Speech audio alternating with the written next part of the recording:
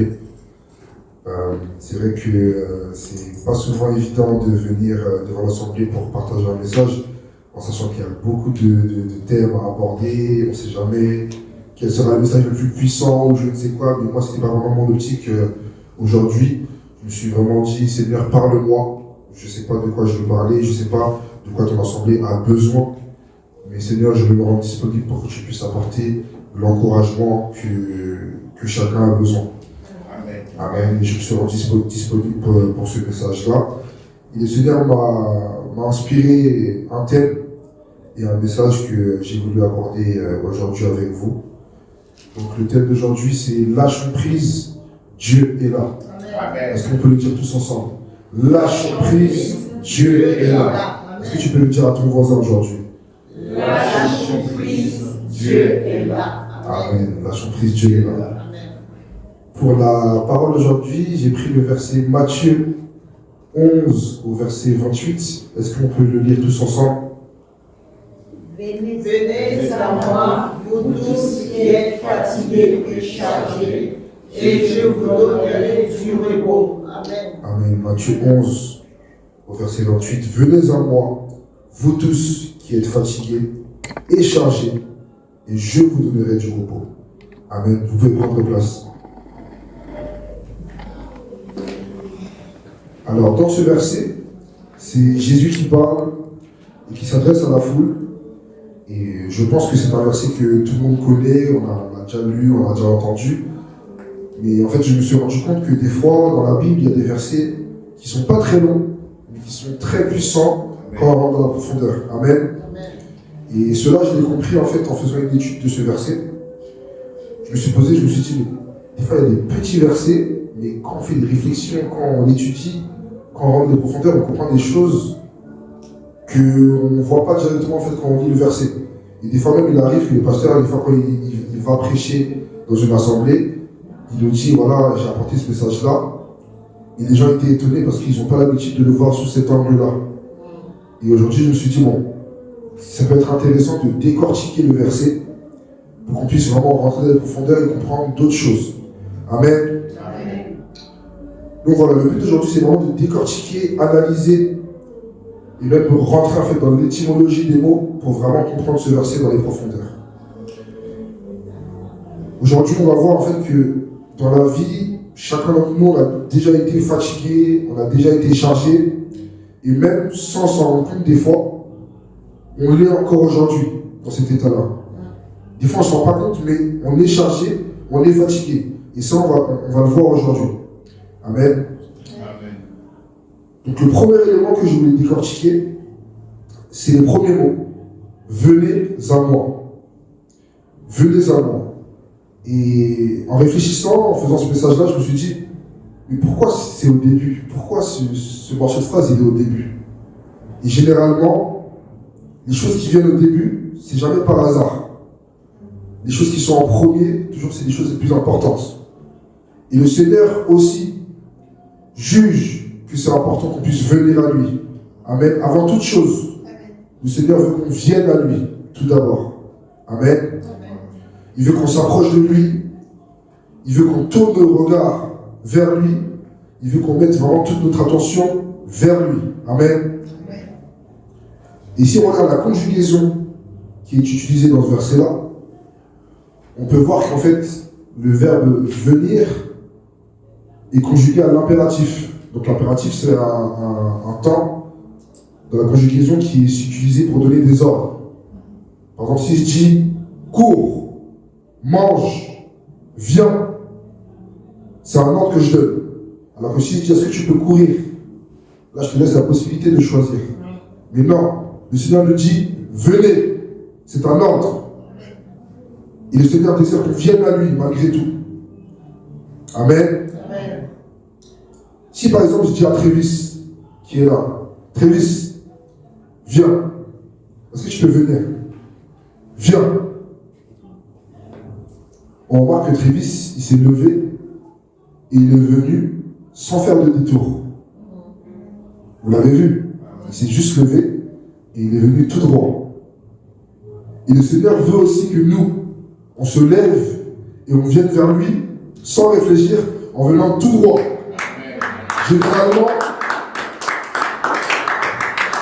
Généralement, quand le Seigneur nous dit de venir, non, nous on se lève, on fait un détour à la porte, on passe par derrière, on est distrait là-bas par la réflexion, par les doutes, par la peur. Et le Seigneur nous dit venez. Il nous dit de venir en nous donnant un ordre. Merci très vite. Donc il est important qu'on puisse se rapprocher du Seigneur sans réfléchir. Je sais que c'est pas évident des fois dans la vie, on est distrait à beaucoup de choses. Mais le Seigneur veut vraiment qu'on puisse venir tout droit, sans réfléchir, sans détour. Amen. La deuxième chose que j'ai analysée dans ce verset, je me suis demandé, mais à qui s'adresse ce verset?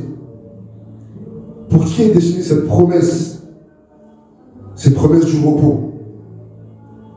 Et on le voit dans la suite du verset, il est écrit, vous, tous qui êtes fatigués et chargés. Mais qu'est-ce qu'une personne fatiguée? Qu'est-ce qu'une personne chargée finalement? Une personne fatiguée, c'est une personne qui s'est efforcée. C'est celui qui a essayé, mais qui n'arrive plus. Une personne fatiguée, c'est celui qui a fait un effort au-delà de ses capacités. C'est celui qui a fait usage de sa force et qui n'en peut plus. Une personne fatiguée, c'est celui qui a besoin de se reposer. Et c'est celui qui n'a plus d'énergie. Amen. Donc là, je vous ai décrit une personne qui est fatiguée physiquement. Mais il faut savoir qu'il y a différents types de fatigue. Il n'y a pas que la fatigue physique. Il y a la fatigue morale. Qu'est-ce que c'est la fatigue morale? La fatigue morale, c'est une personne qui est découragée, qui est démotivée, qui n'a plus la volonté et le courage d'avancer. Amen. Donc là, on a vu la fatigue physique. On a vu la fatigue morale. Il y a aussi la fatigue émotionnelle. Qu'est-ce que c'est? C'est une personne qui a le cœur lourd à cause des blessures, à cause de ses bagages, à cause de son antécédent. C'est une personne qui est fatiguée émotionnellement et qui a beaucoup de tristesse. Amen. Il y a également la fatigue spirituelle. Qu'est-ce que c'est? La fatigue spirituelle, c'est lorsqu'une personne se sent loin de Dieu, lorsqu'une personne se sent vide, perdue ou épuisée intérieurement. Et le verset qui est ici, Matthieu 11, verset 28, décrit tous ces types de fatigue. Donc la fatigue physique, la fatigue morale, émotionnelle et spirituelle est décrite ici dans ce verset. Amen. Et nous devons, dans ces situations-là, nous tourner vers Jésus-Christ, car il est le repos. Amen. Il est la solution dans la fatigue. Lorsqu'on est fatigué émotionnellement parlant, on doit se tourner vers Jésus-Christ. Lorsqu'on est fatigué spirituellement parlant, on se sent loin de Dieu, on doit se tourner vers Jésus-Christ. Lorsqu'on est fatigué moralement, on doit se tourner vers Jésus-Christ, car il est la solution. Amen.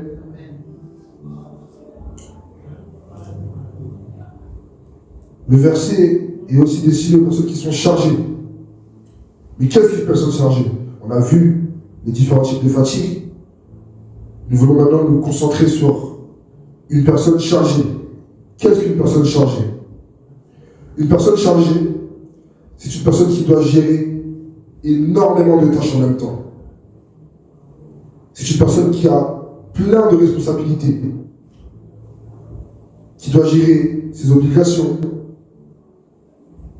son travail, sa famille, ses études, son mariage, ses enfants, ses business, et qui dans toutes ces choses-là se sent écrasé par toutes ces choses-là. Parce que lui, il fait plein de choses, c'est pas un souci, c'est pas un problème de faire plein de choses. Mais à quoi bon faire toutes ces choses-là si on se retrouve écrasé par cela? À quoi bon? Et des fois, je me suis rendu compte que c'est nous-mêmes qui nous chargeons.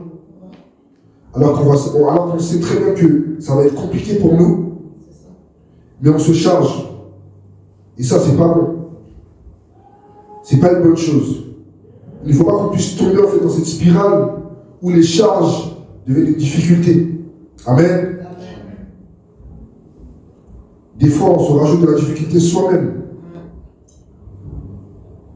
Alors que c'est déjà assez compliqué dans la France de Macron. C'est pas le but de venir se rajouter des charges avec tous les problèmes qu'il y a dans la société. Des fois, il faut faire la part des choses. Et c'est aussi un signe de bienveillance envers nous-mêmes, de faire attention à ne pas être trop chargé. Amen. Amen. Surtout, comme je vous le disais, on vit dans une société qui pousse en fait à la surconsommation, au fait d'être des hommes capables. Oh non, moi je cherche un homme capable, un homme qui a le pouvoir de, oh moi je suis une femme indépendante, j'ai besoin de personne, et c'est comme ça qu'on commence à faire rentrer l'orgueil. Mais nous, il faut qu'on soit distingués, amen, et surtout il faut qu'on soit réaliste. On n'est pas des surhommes, on reste des humains, on reste dans la chair. Amen. Il faut savoir reconnaître que des fois, l'accumulation de certaines choses devient dangereuse pour nous. Il faut savoir dire stop, comme on l'a dit la semaine dernière. Non, stop, c'est trop pour moi. Amen. Et surtout, nous, en tant que chrétiens, on a la grâce de connaître le Seigneur. Et le Seigneur que nous louons, nous adorons, est un appui pour nous. Et c'est dans ces moments-là où nous nous trouvons fatigués et chargés que nous devons nous appuyer sur le Seigneur. Amen. Nous devons savoir lâcher prise. Nous devons savoir nous décharger vers lui quand certaines situations nous dépassent, afin de ne pas faire rentrer l'orgueil et de faire des choses que nous allons regretter. Amen. Mais non, nous, des fois, dans ces situations, on préfère rester dans notre confort, on préfère rester dans nos inquiétudes, on préfère rester dans nos doutes, dans nos peurs, dans le flou, dans la réflexion, dans les calculs, dans la souffrance, alors que le Seigneur est là, il nous attend. Le Seigneur est là en tant qu'appui, en tant que source de force. Donc je vous encourage vraiment à nous tourner vers le Seigneur lorsque nous sommes fatigués et chargés, car il nous donnera du repos. Amen. Le Seigneur n'attend que ça. C'est écrit, en plus c'est écrit en premier. Venez à moi. C'est écrit. Venez à moi. Le Seigneur nous attend. Amen. Car il a la solution. Et il a le repos qu'il nous faudra dans ces situations. Amen. Qu'est-ce que le repos? On a parlé du fait qu'il fallait venir au Seigneur. Oui, c'est une chose. On a décrit qu'est-ce qu'était la fatigue, avec les différents types de fatigue. On a vu qu'est-ce qu'était une personne chargée. Et le Seigneur nous dit, dans toutes ces choses, qu'il va nous donner du repos. Mais qu'est-ce que le repos? Le repos, c'est un état dans lequel on se sent calme. C'est un état dans lequel on se sent apaisé, sans stress, sans agitation. C'est un état où on trouve la paix intérieure. Et comme le pasteur aime bien dire, le repos c'est la paix. La paix. Amen. C'est la paix. Le repos, c'est la paix. On se peut dire ensemble. Le repos, c'est la paix. Le repos, c'est la paix. Amen. Un exemple simple. Quand on travaille, on prend des jours de repos. C'est pourquoi? C'est pour se reposer. C'est un moment en fait où on arrête de travailler. C'est un moment où on arrête d'être en action. C'est un moment où on arrête de s'efforcer. Dans quel but? D'être dans la paix, dans le calme, de se régénérer. Et en fait, c'est ça. Le Seigneur nous dit qu'il va nous régénérer, qu'il va nous donner du repos, qu'il va nous donner du calme. Et quand on sera fatigué et chargé, mais avant toute chose, venez à moi. Avant toute chose, venez à moi. Amen. Et c'est ce que le Seigneur nous réserve à tous ceux qui viendront à lui en étant fatigués, en étant chargés. Il nous promet de nous donner du repos et de donner cette paix intérieure qui va nous donner du calme. Amen, l'Église. Le Seigneur est là pour nous tous. Il est le Dieu de la fidélité Et ce n'est pas un Dieu qui ment. Amen. Ce verset-là, moi, je le vois en fait comme une promesse. Je le vois comme une promesse. Et ça m'a fait rire tout à l'heure quand le pasteur il disait c'est une loi divine. Parce que dans la Bible, il y a des choses qui sont présentes, qui sont sine qua non. C'est-à-dire qu'il y a des conditions à respecter. Et là, dans ce verset-là, la condition, c'est juste de venir à lui. C'est tout simple. Venez à moi. Et qu'on puisse prendre l'habitude de rester accroché en fait à ces promesses-là qui sont dans la Bible, à les étudier et à les utiliser dans nos prières afin que le Seigneur puisse agir. Amen, Église. Amen. Et je me suis rendu compte en fait que quand je préparais ce message-là, que le Seigneur en fait, il avait tout prévu. Le Seigneur avait tout prévu. Et j'ai vu différents passages dans la Bible également qui étaient dans cette même élan, qui étaient destinés aux personnes qui étaient fatiguées, moralement, spirituellement, émotionnellement parlant. Par exemple, dans le verset 1 Pierre, au chapitre 5, verset 7, et déchargez-vous sur lui de tous vos soucis, car lui-même prend soin de vous. Amen. Et quand on regarde le verset, il y a bien écrit, déchargez-vous sur lui de tous vos soucis. Tous vos soucis. C'est quoi tout? Tout c'est l'intégralité. Tout c'est sans exception. Que ce soit des problèmes financiers, déchargez-les sur le Seigneur. Des problèmes émotionnels, déchargez-les sur le Seigneur. Des problèmes dans la foi, déchargez-les sur le Seigneur. Des problèmes au travail, déchargez-les sur le Seigneur. Amen. Un autre verset dans le même élan. Psaume 55, au verset 22. Remets ton sort à l'Éternel et il te soutiendra. Il ne laissera jamais chanceler le juste. Amen. Psaume 37 au verset 5. Psaume 37 Psaume 37 au verset 5. Recommande ton sort à l'Éternel. Mets en lui ta confiance et il agira. Amen. Recommande ton sort à l'Éternel. Mets en lui ta confiance et il agira. Amen. Et ce qui est drôle avec la parole de Dieu, c'est qu'en fait, quand on met en parallèle le verset Matthieu 11 au verset 28, en fait, on se rend compte que venir à lui, c'est mettre sa confiance en lui. Amen. Venir à lui, c'est recommander son sort en l'Éternel. Et le Seigneur nous dit qu'il va agir. Amen. Est-ce que quelqu'un le croit cet après-midi avec moi?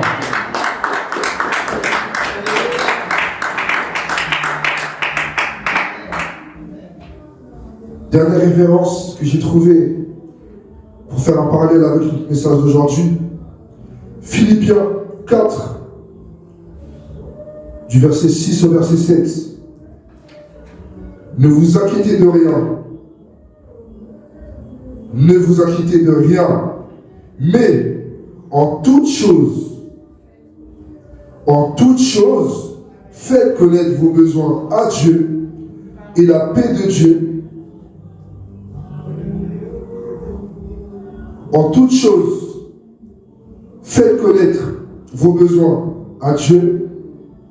Et ensuite, on reprend au verset 7. Et la paix de Dieu, qui surpasse toute intelligence, gardera vos cœurs et vos pensées en Jésus-Christ.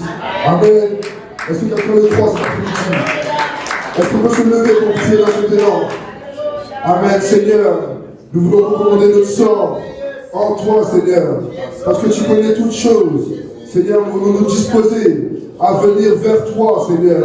Lorsque nous sommes fatigués, lorsque nous sommes chargés, Seigneur, tu nous dis de venir à toi. Alors, Seigneur, aujourd'hui, nous accrochons à cette promesse, Seigneur. Nous voulons nous lever et venir à toi.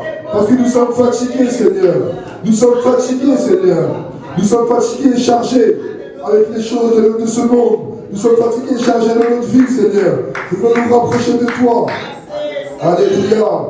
Seigneur, tu nous dis de la parole, ne vous inquiétez de rien, mais en toute chose, faites connaître vos besoins à Dieu. Vous pouvez reprendre place.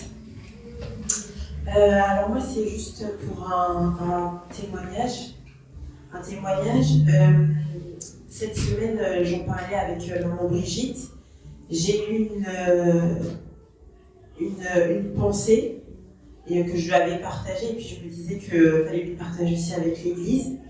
Et la pensée que le Seigneur m'a mis à cœur, c'est Dieu est bon et il veut que tu sois heureux. Amen. Et donc en fait, avec le quotidien, on peut souvent oublier, mais Dieu est bon envers nous. Au quotidien, il faut qu'on se le dise, même s'il y a beaucoup de choses qui nous viennent en tête, on vit beaucoup de choses, mais Dieu est bon.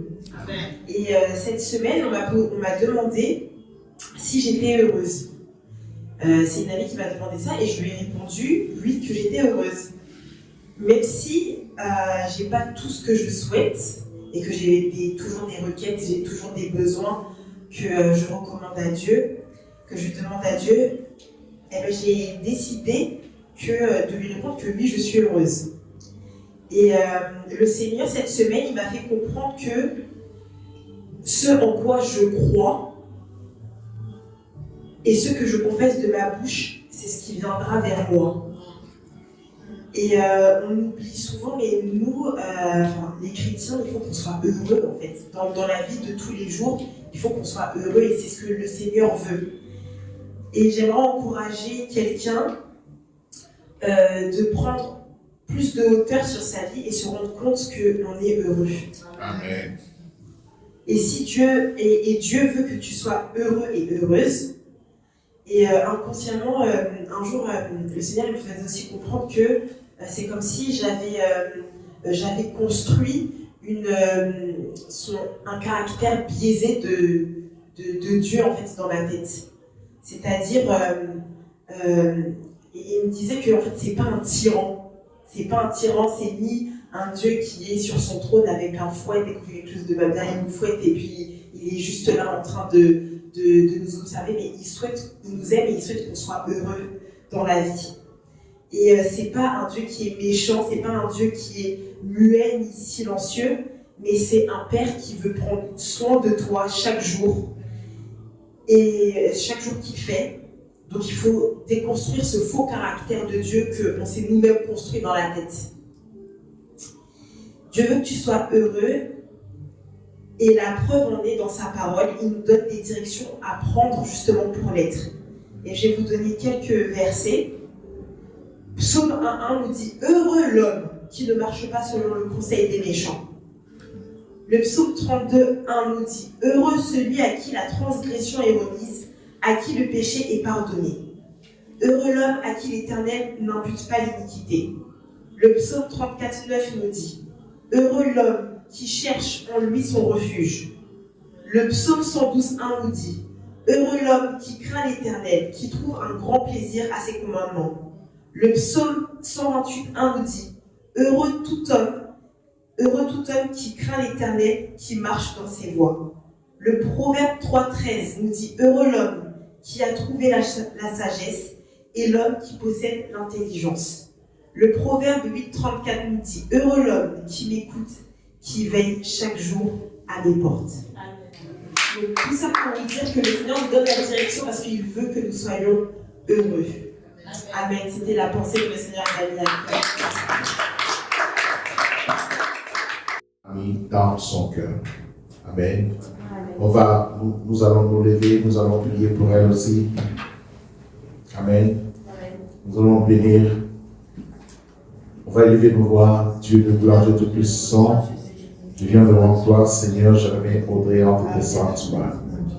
Père, bénis sa langue, Seigneur, mais ton intelligence, la sagesse, afin qu'il puisse déverser ce que tu as mis dans son cœur, Seigneur, qu'il puisse nous parler au nom puissant de Jésus, afin qu'il soit enseigné, touché, pour qu'il puisse répondre, Seigneur, à tes questionnements que nous avons. Je sais que tu es celui qui donne la sagesse, le discernement et que tu donnes la solution au nom de Jésus-Christ. Peuple de Dieu dit Amen. Amen.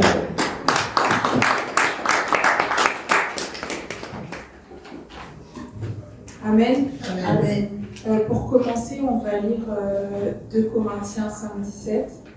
J'aimerais remercier le pasteur pour cette opportunité de parler de la part de Dieu. Donc 2 Corinthiens 5, 17, la Bible nous dit « Si quelqu'un est en Christ, il est une nouvelle créature. Les choses anciennes sont passées, voici toutes choses sont devenues nouvelles. » Amen. Amen. Et Jean 3,3 nous dit « Jésus lui répondit, en vérité, je te le dis, si un homme ne naît de nouveau, il ne peut voir le royaume de Dieu. » Amen. Amen. Vous pouvez vous asseoir.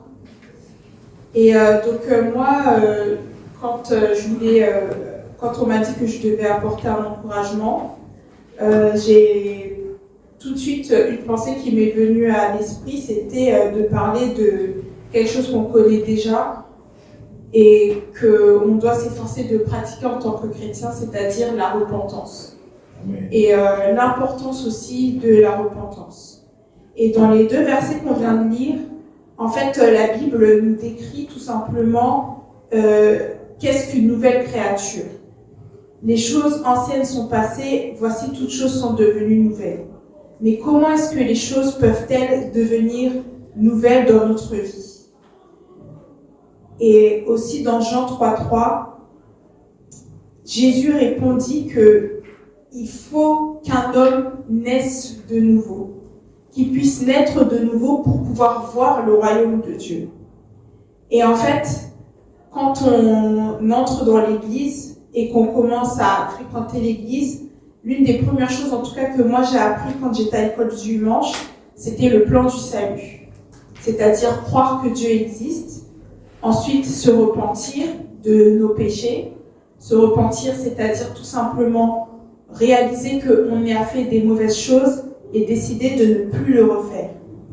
Ensuite, on a le baptême. On se baptise au nom de Jésus-Christ par immersion, le baptême d'eau. Et on est rempli du Saint-Esprit, le baptême de l'Esprit. Et ensuite, on vit une vie de sainteté. Donc ça, c'est le plan du salut, c'est-à-dire que c'est le plan pour arriver au ciel. C'est le plan pour arriver dans la Nouvelle Jérusalem. C'est le plan pour arriver et pour voir le royaume de Dieu. Amen. Amen. Et en Jésus-Christ, nous avons une nouvelle identité. Lorsque l'on décide de prendre une nouvelle identité, c'est-à-dire qu'on décide tout simplement de suivre le Seigneur Jésus-Christ. Et tout ce qu'on a fait dans notre ancienne vie ne compte plus du moment que l'on s'est repenti sincèrement et que l'on a décidé de changer notre vie, qu'on a décidé de changer notre voie. La repentance, c'est tout simplement le fait de se rendre compte qu'on était sur une mauvaise voie et de prendre la décision de ne plus le refaire, de changer de vie. Et un nouveau croyant ou une nouvelle croyante n'est plus la personne qu'elle était auparavant. Alors bien entendu, ça ne se fait pas d'un seul coup comme ça, c'est un processus. On doit réaliser dans notre vie, dans notre tête que, en fait, je suis une nouvelle créature. Moi, à partir d'aujourd'hui, je décide de suivre le plan du Seigneur. Je décide de suivre ses commandements.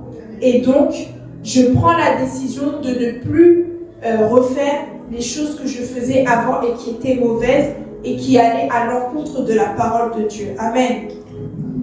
Quand nous devenons en Christ, les choses anciennes sont passées, c'est-à-dire que des parties de nous qui existaient auparavant sont passées.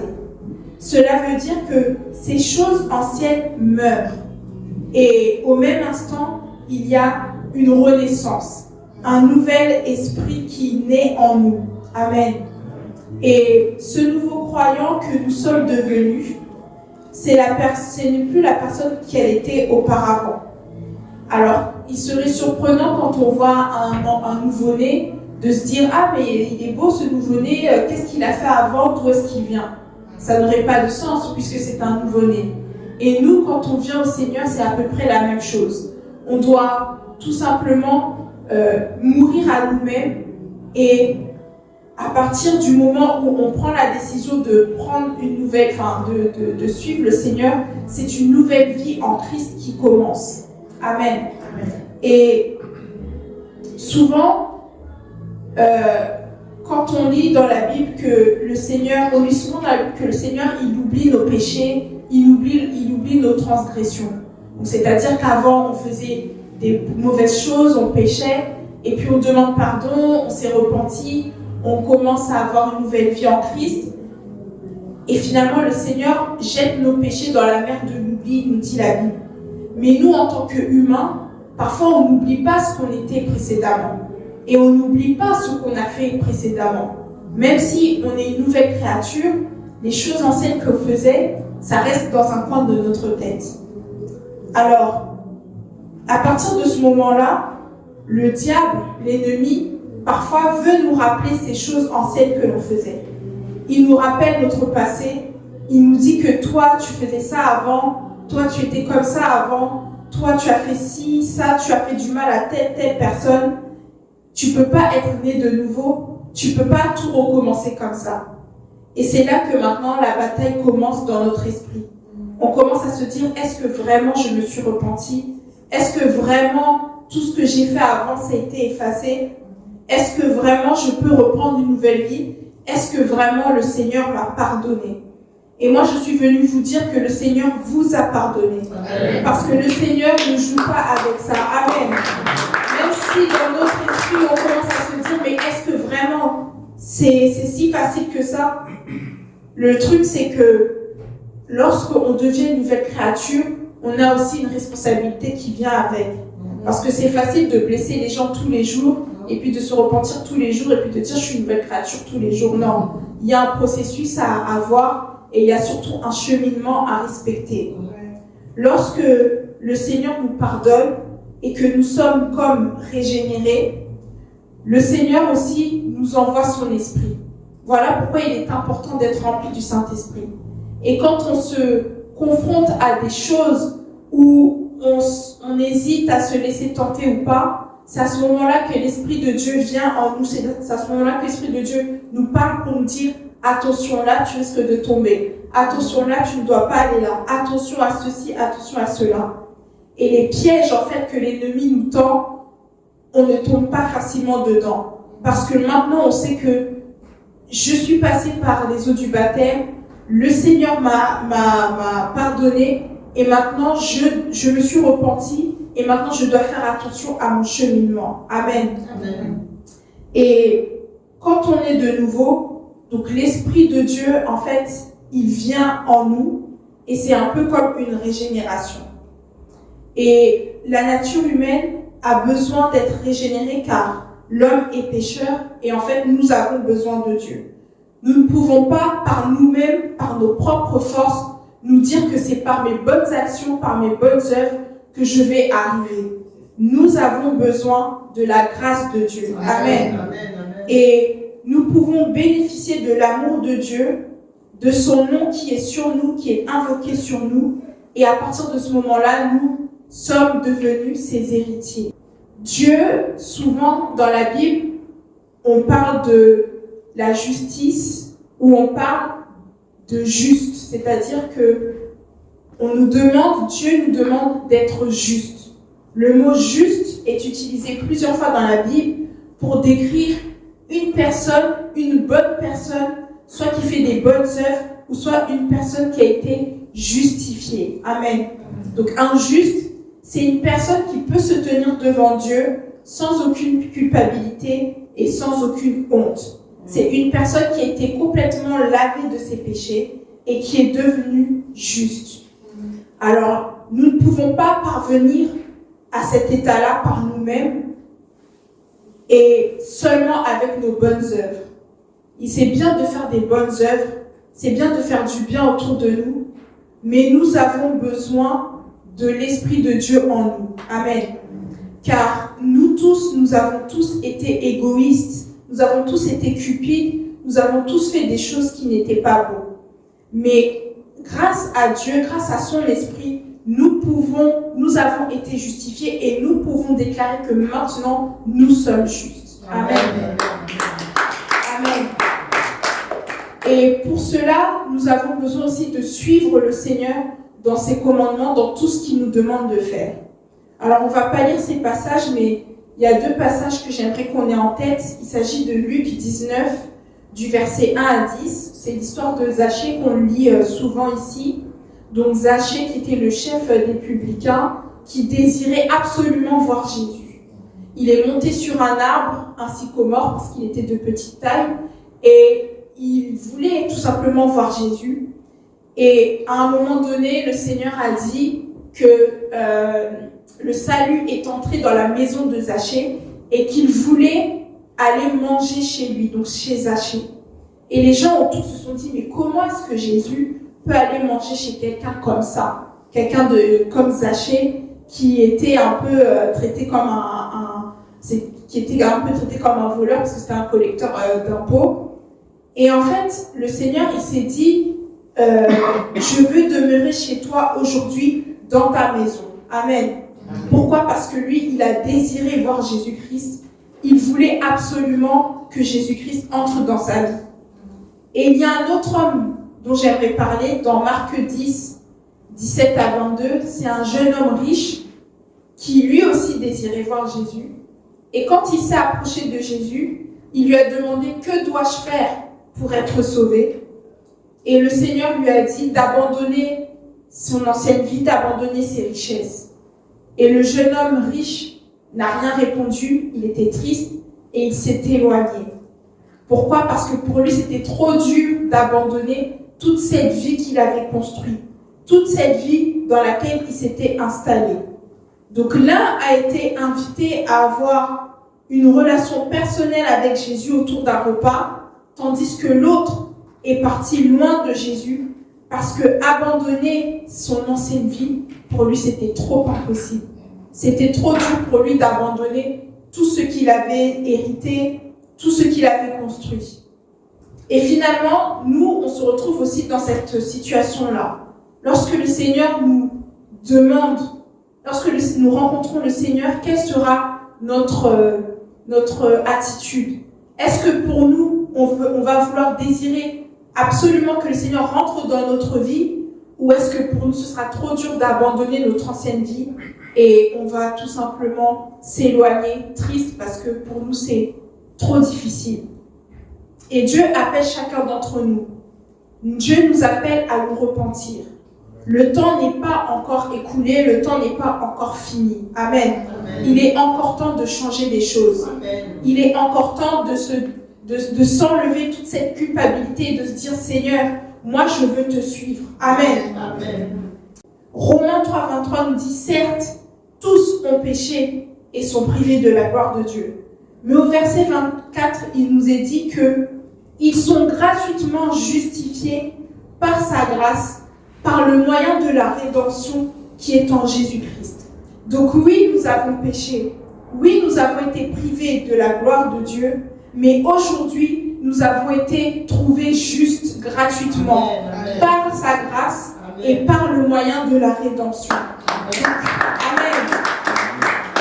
Et maintenant, à cause de la grâce de Dieu, nous pouvons dire « Je suis juste, je suis justifié » par la rédemption. Donc la rédemption qui est tout simplement, c'est quoi la rédemption? C'est le moyen d'accéder au salut. Amen. Et cela passe par la repentance. Et cela passe par le rachat de Jésus-Christ. C'est-à-dire qu'il est venu sur la terre pour racheter les hommes. Amen. Au moyen de son sang. Donc par la rédemption. Et aujourd'hui, j'aimerais tout simplement que l'on se lève. Et quand on a commencé ce culte ce matin, l'un des premiers chants qu'on a chanté, c'est « J'ai reçu le pardon de mes péchés. » Amen. Amen. Toi seul pouvais guérir ma vie brisée. Le ciel désormais est ma destinée. Amen. Et c'est par ton sang, seulement ton sang. Amen. C'est pas parce qu'on a mérité, mais c'est parce que le Seigneur est venu. Amen. Tout simplement déverser son sang pour chacun d'entre nous. Amen. Amen. Et voilà pourquoi il est important que l'on se repente tous les jours et que l'on réalise la grâce de Dieu dans notre vie. Amen. Alléluia. Et j'aimerais que l'on prie, que l'on dise Seigneur, Seigneur, je te demande de me pardonner. Je te demande de me libérer de tous mes péchés. Amen. Et je veux, Seigneur Jésus, prendre la décision de te suivre et de me détacher de mes anciennes anciennes voies, de mes anciennes voies, de mes anciens péchés, de mes anciens péchés, des choses mauvaises que je faisais auparavant. des choses mauvaises que je faisais auparavant. Amen. Seigneur, je ne mérite pas ta grâce. Seigneur, je ne mérite pas ta grâce. Mais Seigneur, tu m'as justifié gratuitement Seigneur, tu m'as justifié gratuitement par le moyen de la rédemption par le moyen de la rédemption qui est en Jésus-Christ. qui est en Jésus-Christ. Merci Seigneur Jésus-Christ Merci Seigneur Jésus pour le pardon des péchés pour le pardon des péchés que tu nous accordes. que tu m'accordes. Merci parce que tu es venu Merci parce que tu es venu. et parce que tu nous as lavés de tout péché. Parce que tu nous as lavé les Que ton nom soit glorifié en toutes choses. Que ton nom soit glorifié. Amen. Amen. Merci Seigneur Jésus parce que tu m'as sanctifié. Merci parce que tu m'as justifié. Que ton nom soit béni. Au nom de Jésus. Amen.